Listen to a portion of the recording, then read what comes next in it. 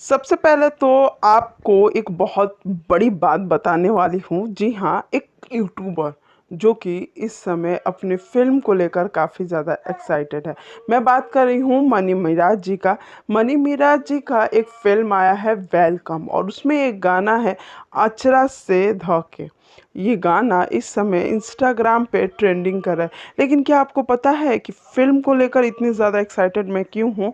अचरा से बांध दिल बांधल रहे दा ये गाना 2 मिलियन व्यूज़ पा चुका है।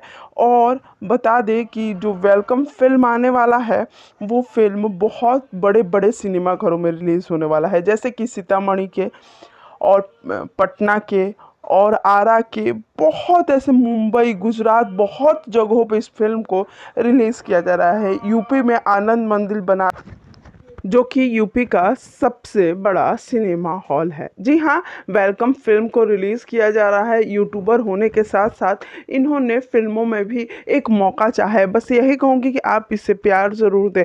और इससे भी बड़ी बात ये है कि ज्योति सिंह जी की बहुत सारी वीडियोस को इस समय काफ़ी अलग तरीके से प्रेजेंट किया जा रहा है। मतलब कि उन्होंने जो काफ़ी पुरानी वीडियो शेयर की थी जिसमें उन्होंने मॉडर्न ड्रेस पहना हुआ था या बहुत सारी चीज़ें की हुई थी, उस चीज़ को लोग इस समय खोद खोद के उजागर कर रहे हैं।